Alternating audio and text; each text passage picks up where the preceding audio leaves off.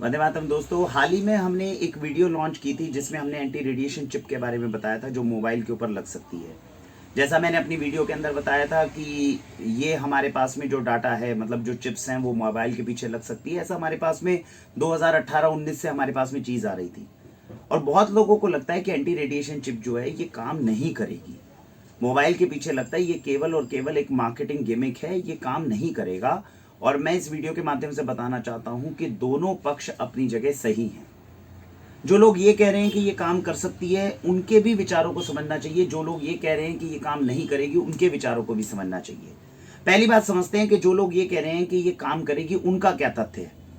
तो सौराष्ट्र यूनिवर्सिटी में जब ये फिजिक्स के जो प्रोफेसर हैं जिन्होंने ये रिसर्च करी, उन्होंने एक सिंपल फॉर्मूला लगाया। उन्होंने एक डिटेक्टर लिया जो रेडिएशंस को डिटेक्ट कर सकता था और इसके अंदर उन्होंने जो हमारे पास में रेडियो एक्टिव जो एलिमेंट है उसके एक तरफ रेडियो एक्टिव एलिमेंट लगाया, एक तरफ उन्होंने मशीन लगाई जो रेडियो एक्टिविटी को मेजर करेगी, उसके बीच में उन्होंने काउडंग लगाया, देसी गाय के गोबर को लगाया और चेक किया कि क्या इससे रेडिएशन रुकती है।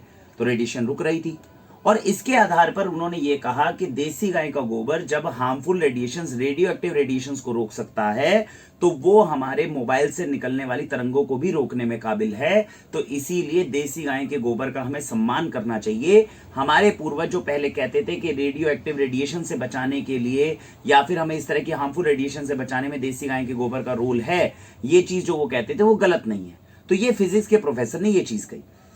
अब इसके आधार पर एंटी रेडिएशन चिप जो है, जो देसी गाय के गोबर हैं, वो मोबाइल के पीछे लगाए गए।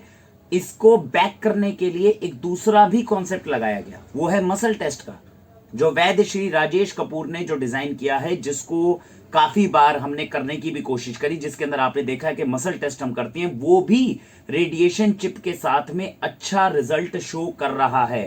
तो दो हमारे पास में आए बैक, एक तो सौराष्ट्र यूनिवर्सिटी के फिजिक्स के प्रोफेसर ने कहा जिन्होंने उनको ये स्टडी करी और उसके आधार पर उन्होंने कहा ये काम करता है। दूसरा वैद्य राजेश कपूर जी ने भी जब ये चिप मोबाइल के पीछे लगाई और उससे देखा कि मसल टेस्ट में एनर्जी का जो हनन है उसको रोका जा सकता है।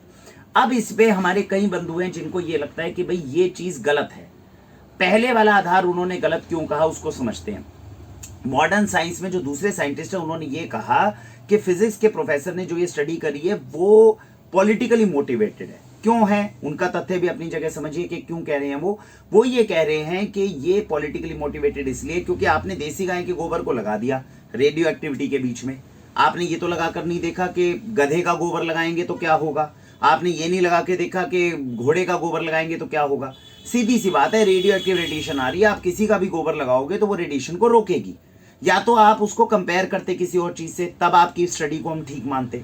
आपने केवल देसी गाय का गोबर लगाया और कंक्लूजन निकाल लिया, ये तो साइंस का कोई तरीका नहीं हुआ टेस्ट करने का। बिल्कुल सही बात है, उनका ये तथ्य बिल्कुल सही है कि ये तरीका नहीं है, पूरा इस तरीके से स्टडी नहीं करनी चाहिए। दूसरी बात उन्होंने ये कहा कि आपने जो स्टडी करी है वो तो रेडियो एक्टिविटी के खिलाफ करी है, मोबाइल में से जो रेडिएशन निकलती है वो तो अलग फ्रीक्वेंसी की है, तो रेडियो एक्टिविटी के हिसाब से आप मोबाइल की फ्रीक्वेंसी के ऊपर कैसे टिप्पणी कर सकते हैं। तो ये तथ्य भी उनका ठीक है।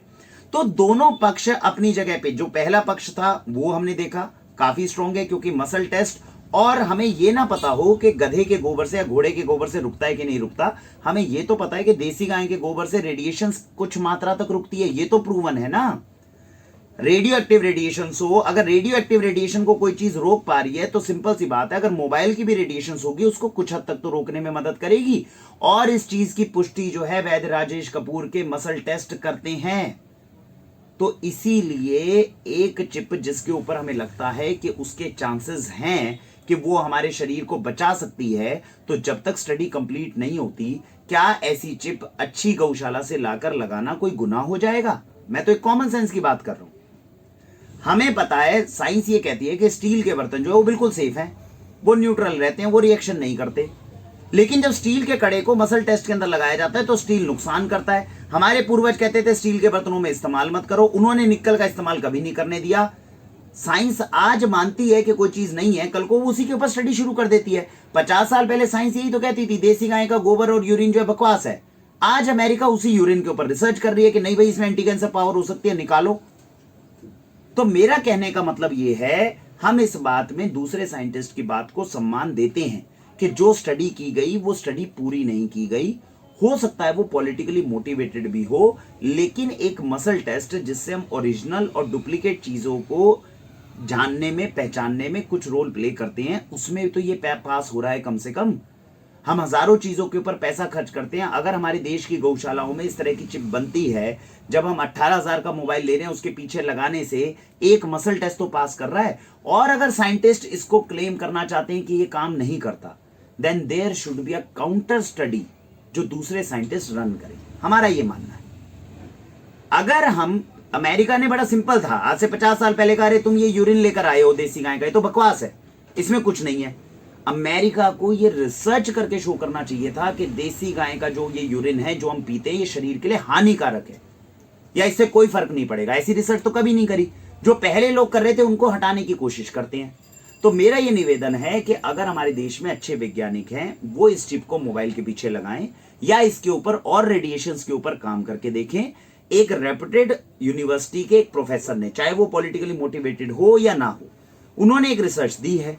दूसरे यूनिवर्सिटी के प्रोफेसर उसको काउंटर के अंदर लगाएं और कहें कि ये बकवास है, ये चीज केवल और केवल पॉलिटिकली मोटिवेटेड रिसर्च थी। देखो, घोड़े के गोबर से भी वही हो रहा है, उसके गोबर से भी ये हो रहा है और इसके गोबर से भी हो रहा है।